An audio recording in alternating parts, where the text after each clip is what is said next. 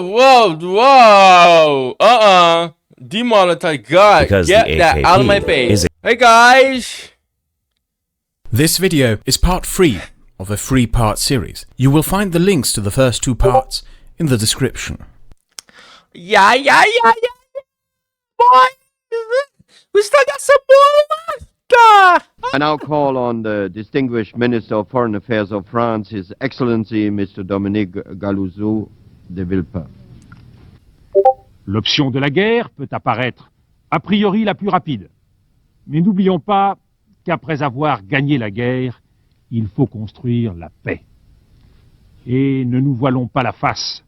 Cela sera long et difficile, car il faudra préserver l'unité de l'Irak, rétablir de manière durable la stabilité dans un pays et une région durement affectés par l'intrusion de la force. Und wir verdanken den USA unsere Demokratie. Die USA sind unverzichtbar für Frieden und Stabilität, aber für Deutschland haben sie eine ganz besondere Bedeutung, weil wir uns von den Nazis nicht selbst befreit haben und weil wir unsere Demokratie ohne ihre Hilfe nicht aufgebaut hätten. Nur meine Generation hat dabei gelernt, you have to make the case. And to make a case in the democracy, you must convince by yourself. Excuse me, I'm not convinced. This is my problem. And I cannot go to the public and say, oh, well, let's go to war because there are reasons and so on, and I don't believe in that. Fidèle à l'esprit de la Charte des Nations Unies, qui est notre loi commune, la France considère que le recours à la force est le dernier recours, quand toutes les autres options ont été épuisées. La position de la France est partagée par la grande majorité de la communauté internationale. Les derniers débats ont clairement montré que le Conseil de sécurité n'était pas disposé, dans les circonstances présentes, à cautionner une marche précipitée à la guerre. Liebe Mitbürgerinnen und Mitbürger, die Welt steht am Vorabend eines Krieges. Meine Frage war und ist: Rechtfertigt das Ausmaß der Bedrohung, die von dem irakischen Diktator ausgeht, den Einsatz des Krieges, der Tausenden von unschuldigen Kindern, Frauen und Männern den sicheren Tod bringen wird? Meine Antwort in diesem Fall war und ist nein. During the first years of the 21st century, when these three said no to the war in Iraq, it had a substantial impact on the politics of Europe. Many Europeans at first shunned them for making a supposedly wrong decision and betraying their allies. But as it increasingly turned out to be the correct decision, it called into doubt a fundamental structure of European politics. Since the end of the Second World War, Europe built, expanded, and saw itself as an economic zone focused on itself, with the goal of building and ensuring peace amongst themselves to avoid past catastrophes repeating themselves and to ensure prosperity amongst themselves. Foreign policies and interventions were left to the Americans, with the exception of France, who didn't like being told what to do, especially in Africa. The only time this arrangement had been seriously challenged was during the Vietnam War, which was the first and until 2003 only time that European democracies had publicly taken a stance against an American war. Iraq changed this. If America could get it so wrong and drag us into such a disaster, isn't a common foreign policy commitment to her more of a liability than anything else? France and Germany spearheaded something new as a result, the idea of a Europe as a democratic counterweight to the United States on the world stage, or at the very least that Europe no longer had to follow America's direction on the world stage. Someone completely opposed this, others were open to the war in Iraq until it turned worse and worse, but what we often tend to forget today is that one of the main partners amongst the nations that opposed this war in Iraq and thought of Europe in different and new terms was Turkey.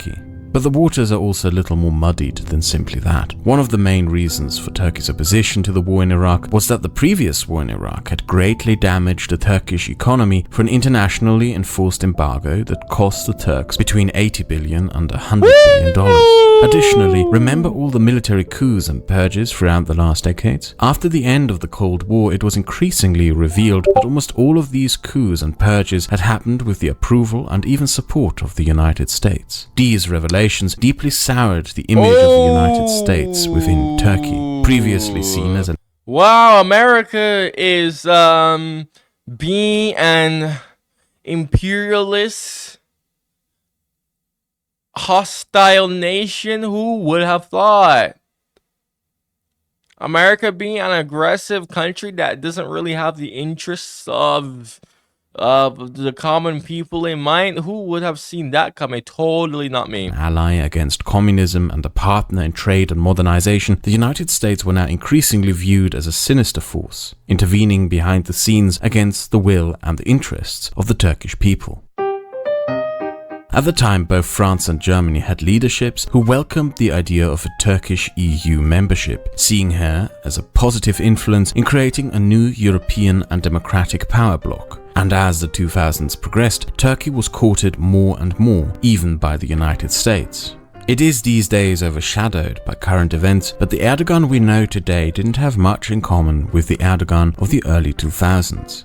In the late 1990s, he had a substantial falling out with his mentor Necmettin Erbakan. Instead of rejoining him, he founded his own party and proclaimed to leave the old radical ways behind in favor for a more democratic Islamic conservative party. He found new allies within the Gülen movement. The people he wanted to court and build a new right wing around were the moderate Islamic conservatives, those successful conservative businessmen that developed throughout the 1980s. There would be no more demands for Sharia, no more challenges to the separation of religion and state. There was to be democratic consensus building and an acknowledgement of differing viewpoints and the opposition. New people came to surround Erdogan's movement, people like Ahmet Davutoglu and Abdullah Gül. Abdullah Gül in particular gives us great insights into what this redirection meant. Gül was raised by a conservative family, studied economics in London, and then worked for 8 years at a bank in Saudi Arabia.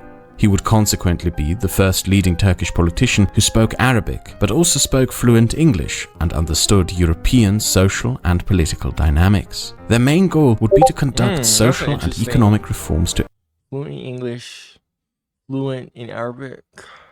That's actually not bad. I said this before in my it was actually when I reacted to the Ottoman Princess, the last Ottoman Princess reaction.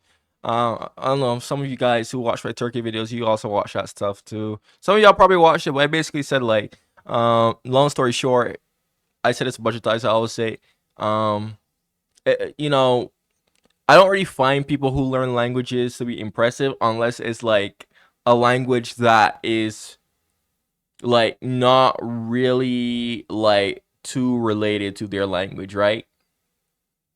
Like, I'll see. This is why I was like, oh, okay, that's actually pretty impressive. The fact that he was fluent in English and Arabic. Now, Turkish is in a completely different family from English, and now it does have influence from Arabic. That's true. That's true. I don't know how much influence from Arabic, but they're very close.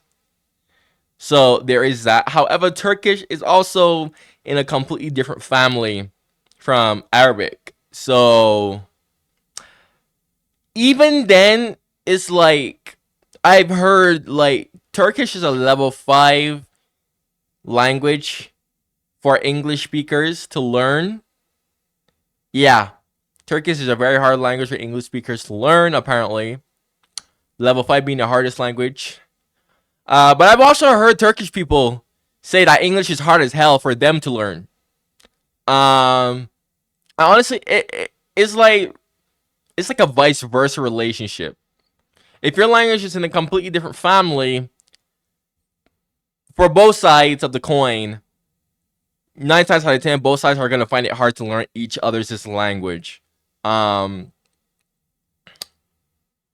So for him to be fluent in English and Arabic, I don't know.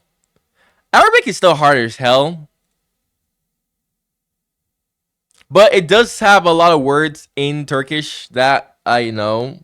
Arabic did influence Turkish a bit, but still, the grammar and the structure, that stuff, I'm pretty sure Turkish is like, yeah, they both differ when it comes to that. It's just vocabulary that's heavily influenced. Arabic heavily influenced Turkish, I believe so. Turkish was written by the Arabic script at one point to... Was it the Arabic script? Yes. So yeah, Arabic did have a bit of influence there, but still, I'm pretty sure... I'm certain that that was still a bit, perplexing. You know what I mean?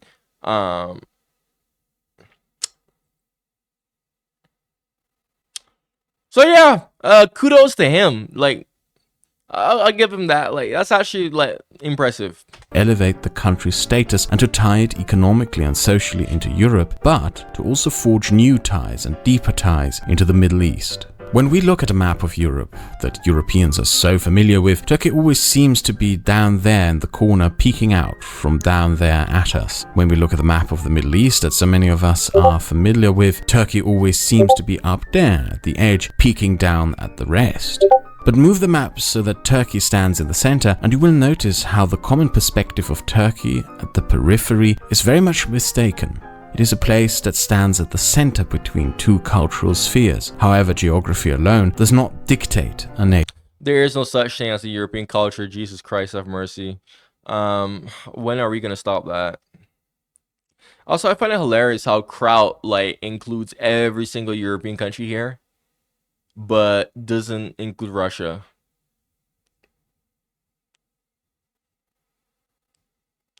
You gotta love that.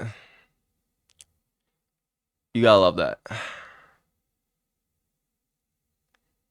He even include the small countries, bro. But no Russia. Instead, he puts a big EU flag there. That's stupid. There is no freaking European culture. Oh my god. I swear, Kraut, I'm trying to promote this stupid European identity. I swear, this is why I don't really like Kraut. His bias is so obvious. If you really look for his bias, it's so obvious, guys. I mean, really. Success. The geographic determinist likes to look through maps, analyze the geographic features within and around state and stateless constructs to then try to determine and explain the limitations of these entities or even predict their futures. And Turkey is at the same time one of the favorites, but also one of the biggest counterpoints to the idea of our geographic surroundings shaping who we are and what we do. The geography of Anatolia has without a doubt shaped much of the expansions and limitations of the various entities that came to have control over it. But you will have noticed that we spent almost an entire hour talking about social developments within Turkish society in which close to no foreign entanglements appeared. Despite what many claim is a geography that invites such entanglements to happen.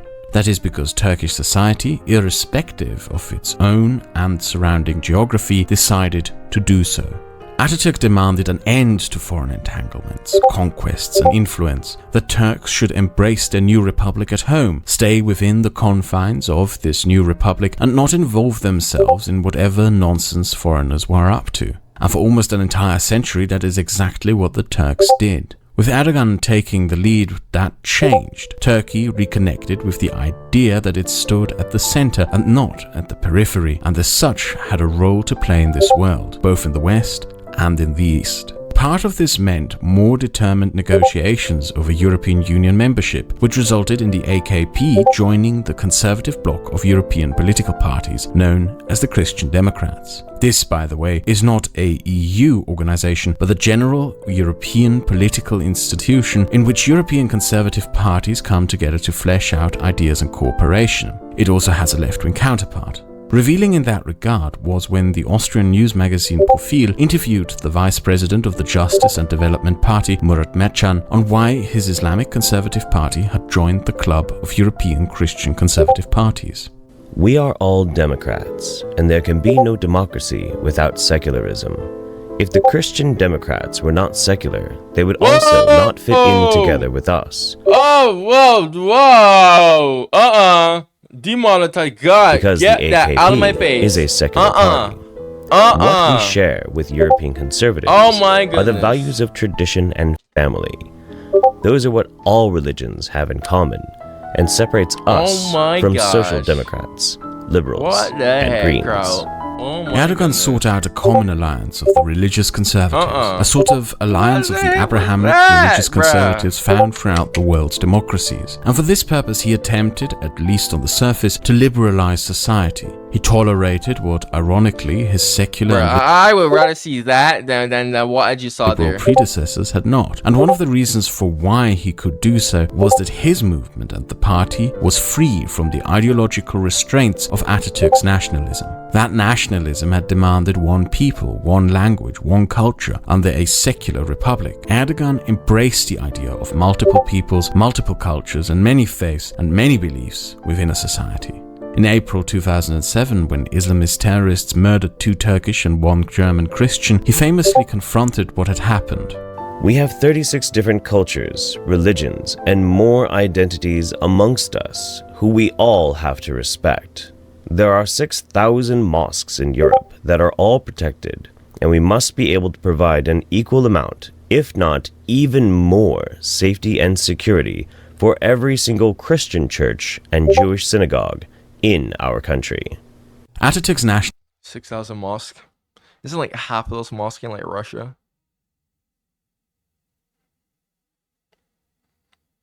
No, this time period is different, but I don't know. I'm pretty sure like half of those mosques are. Wait, okay. What does it mean by Europe? Does it mean like all of Europe, like actually all of Europe, which includes Russia, or does it mean like just Europe as in like Europe without Russia, which is like the inaccurate version? But you get what I mean. Because I'm pretty sure Russia has like 2,800 mosques, 2,800 mosques. For those of you who don't know what 2,800 means, because English isn't your first language. Interesting. nationalism saw the different identities in culture, language, and religion as a private matter, relegated to private homes, and forbade the formation of identity-driven politics as something that could challenge the vision of a unified national identity. In that regard, Ataturk's nationalism had more in common with the Middle East that he wished to leave behind than he may have first thought. Throughout many Middle Eastern societies, differences are often stumped into silence by national myths and fictions, demanding a unification under a pretense that eradicates all differences. And Erdogan stood up to that with an alternative, a vision of openness that embraced these differences. It should not be a contradiction to hold the Turkish passport while being a Jewish Armenian, a Christian Arab, or a Muslim Caucasian. The contradictions of the unified nationalist vision is something that Erdogan was himself very much aware of, as his family are the descendants of Muslim Caucasians from the Caucasus who fled to Turkey from the Russian Empire. It is ironic that Erdogan became the first prime minister to permit pride parades to take place in Turkey, the first to allow the Kurdish language to be taught in schools and to be brought. That is crazy. Because Erdogan and Russia are like... they're relatively good partners. I don't want to say friends, but they're relatively good partners. Broadcast on radio and TV, the most successful at coming to a peaceful arrangement with the Kurds, the prime minister under whom the Kurds started to participate within the democratic process, that it was under him that Turkish women engaged in the workforce like under no other previous government, and that social norms dictated by tradition started to get eroded by younger generations. Politically, previous governments had seen themselves as agents of progress within the republic, and it is somewhat ironic that what one could call social progress didn't arrive through pushing forward in alignment with a doctrine of progress, but by taking a huge step backward and letting things within society evolve by themselves. More women started wearing the veil under Erdogan in what could be seen as a step backward, but those women were also better educated, increasingly part of the workforce and more politically active and better paid, in what could be seen as a large step forward.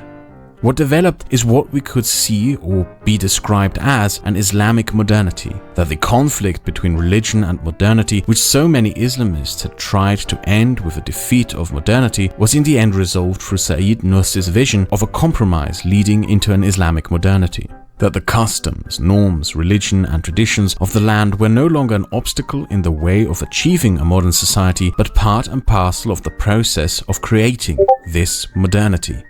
Economically, Erdogan would rely on a class of educated small and big business owners created during the 1980s. With tax cuts and subsidies, he helped Turkish business grow, and with a foreign policy of opening to foreign markets, he helped expand their reach into foreign markets. An export-orientated economy was built, selling textiles, fridges, cars and other machine parts are no longer just vegetables, and not just for domestic markets but throughout a range of many foreign countries. His favorite domestic economic policy would be one that he had embraced during his time as mayor of Istanbul: infrastructure development, a new bridge across the Bosporus, expanded metro systems, and even subsidies for shopping centers that were seen as an economic infrastructure. The contracts for these were dished out en masse to various construction companies, expanding the already large construction sector. At the same time, Turkey, as a tourism destination, was aggressively promoted throughout Europe, resulting in extensive growth in that sector. Erdogan came closer than any of his predecessors to resolving Turkey's longest conflict as well. Yeah, you're gonna be seeing me there in the future, Turkey.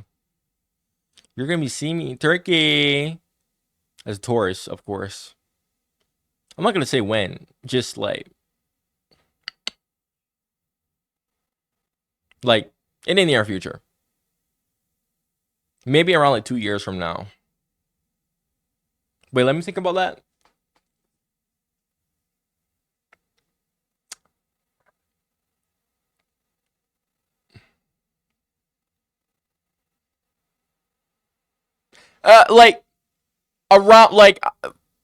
Somewhere within that time frame of we are about to be in 2026, like somewhere between that time frame, I'm gonna just drop a freaking Turkey vlog. I'm not gonna say when, cause I don't want niggas stalking me. Sorry, but yeah, I got freaking cyber stalkers, unfortunately. So well, he had the Admar Cathedral, the traditional seat of the Armenian church, renovated and invited Armenian dignitaries to the opening of that cathedral. In 2005, the Turks and Armenians almost normalized relations, but the army, which still had some political power, intervened and stopped that process. Why? Why? Seriously, why? Why? What's wrong with normalizing relations with the Armenians? Why? What? I don't understand. Why? Somebody give me an explanation. Why? What? That makes no sense to me. What? No, like, I'm genuinely so confused right now. I don't understand that. What? Nah, I need some explanations on that, seriously. I need some what? It got me speechless, man. Golly. The East in foreign policy came in 2004, when Assad was invited to visit Turkey. Syria at the time was an internationally isolated nation. What Erdogan had hoped to achieve with this visit was a normalization of relations to Turkey, but to also help Syria establish itself again within the international community. If successful, Turkey could have presented itself as a partner for nations willing to break out of international isolation. And even though he failed with Assad, it did not stop him from tying Turkey deeper economically and culturally within the Islamic world and the Middle East, like no other Turkish prime minister before him had. In particular, Turkey found interests in the periphery, the often ignored majority Muslim countries to be found on the edges of Africa, which were all very welcoming to new economic ties, investment, and closer cooperation.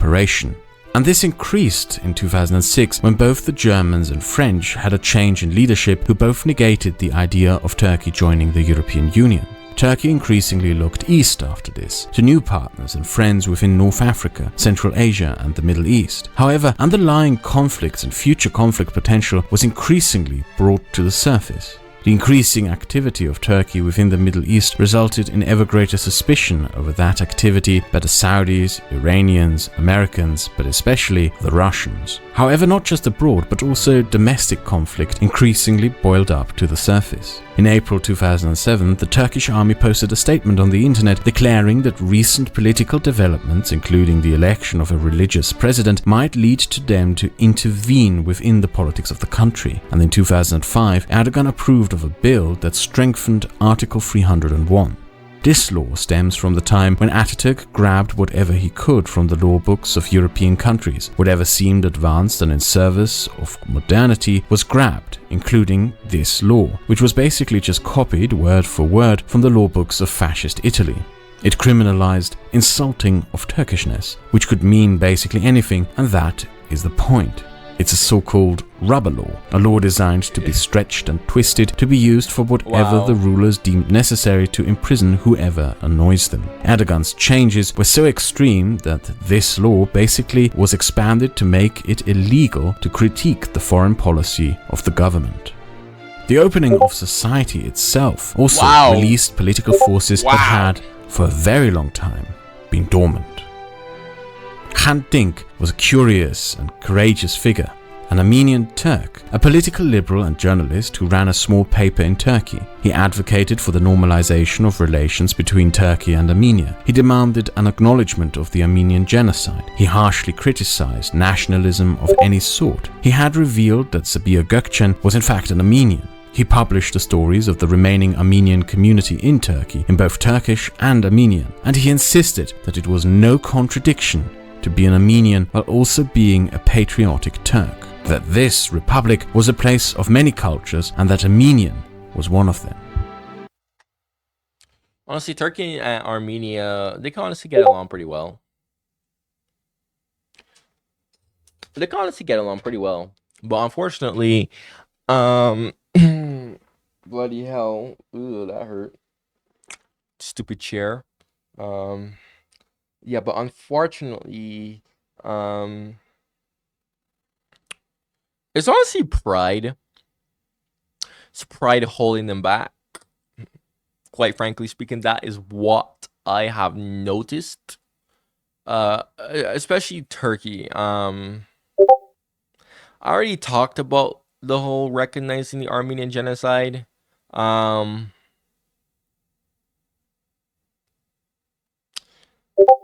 I don't really understand like the Ottoman Empire isn't the same country as Turkey. I view the Armenian genocide as the Pasha's fault.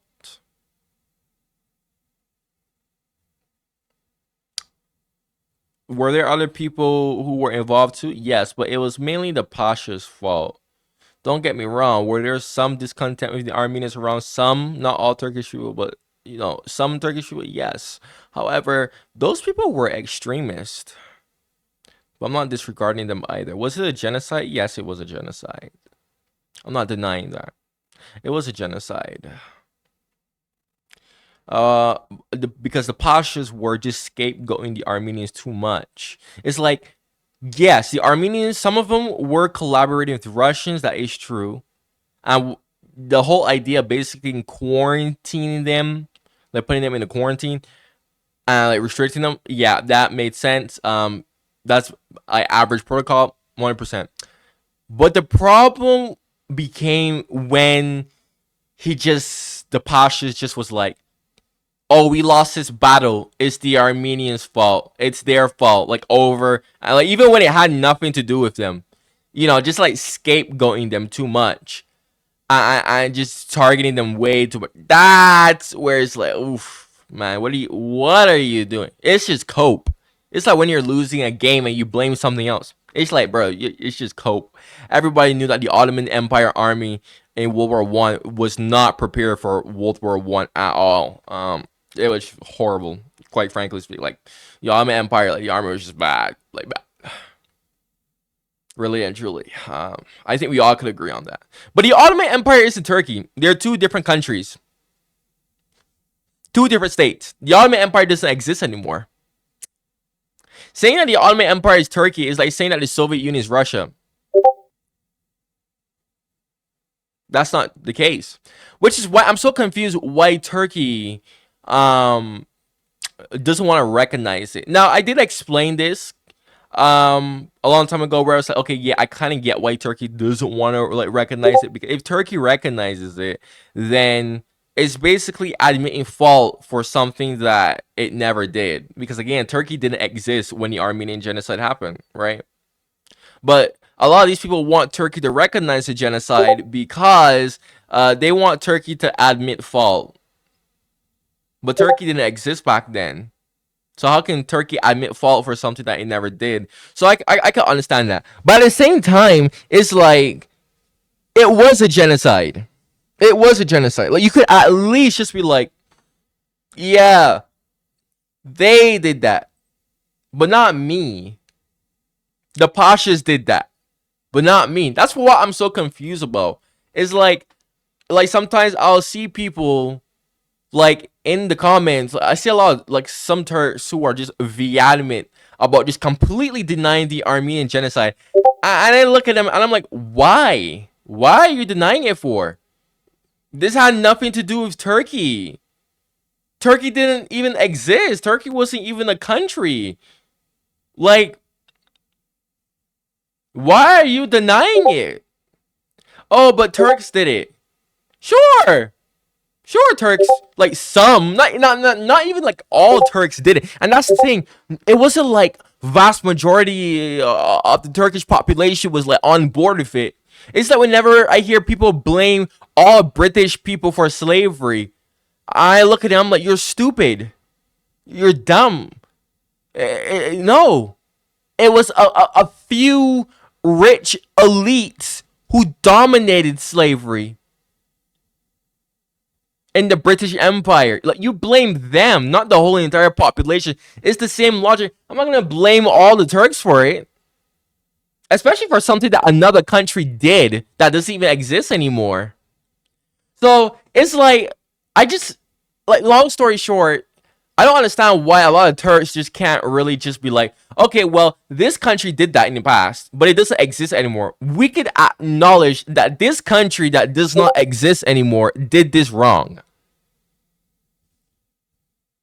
Right?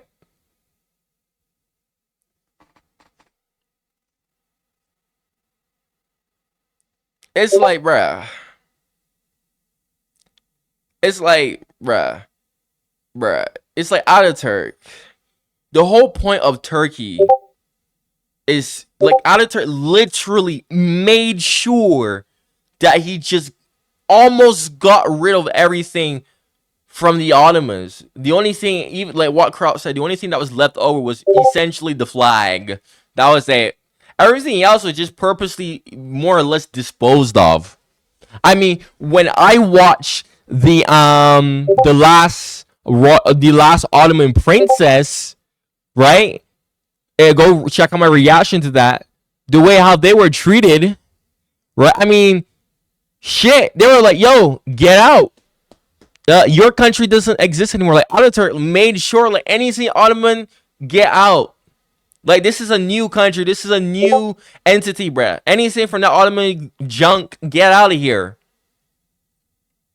But to sit here and deny the Armenian genocide is kind of ironic, because how is it that you are trying to like you made sure that your country like just dispose of basically 99% anything from the Ottomans, 99%, just like completely dispose of it, completely revamped it, completely transformed it into something new, but you're still saying that this never happened, that the Ottomans never did this.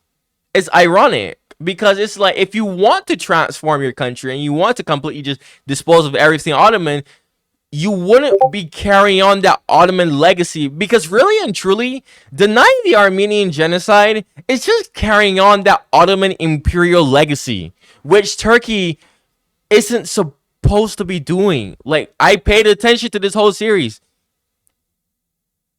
I did.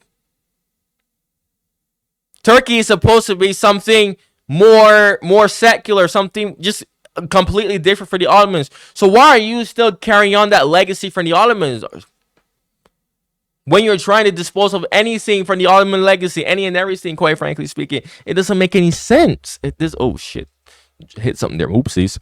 But it just doesn't make any sense at all. Like I said, I might say, oh, but you're repeating yourself, because this is a sensitive topic. I need to remind you guys what I'm saying. Like I said, I look at it as the Ottoman did that. The Pashas of the Ottoman did that. And a few extremist Turks did that. They're the ones at fault for it. I think anyone here can agree on that. I'm not saying all Turks did it. I'm just saying those select people did it. Again, what did I say about the British Empire and slavery? Not all the British population did it. 99% wasn't even engaged in it. So it's stupid whenever I hear people try and blame all British people for it.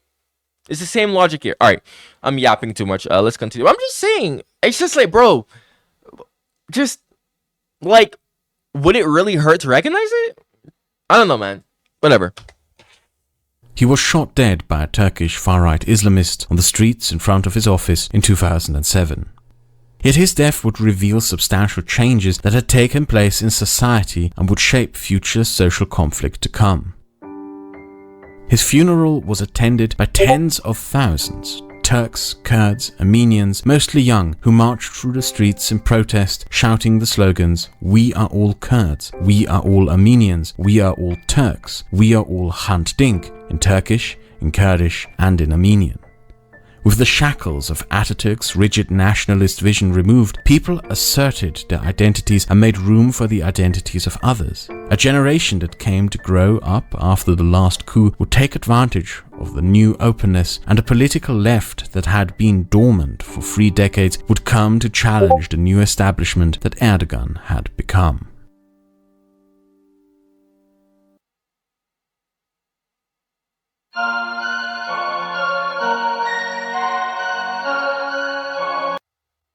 Well,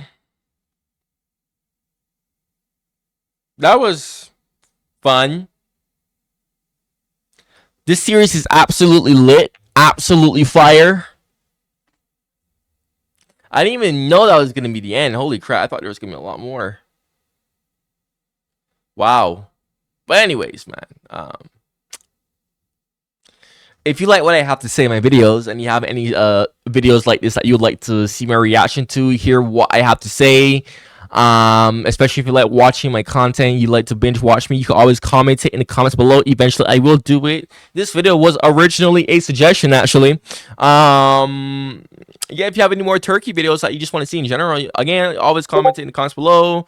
If you're new to my channel, I have a bunch of Turkey videos. You can go watch my previous reactions to the other chapters on my channel page, or you could just search up from Hittite to Ataturk reaction, put my channel name, and you will see that there. Anywho, thank you for watching.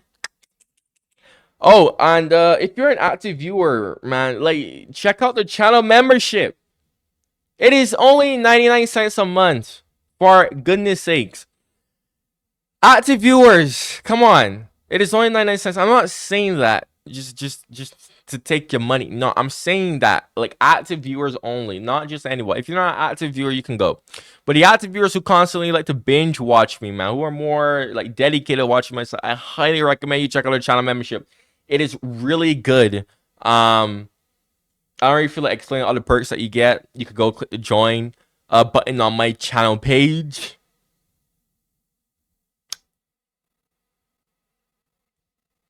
It's less than 3 minutes where I talk about all the perks that you get. So, anyways, thank you for watching, and goodbye.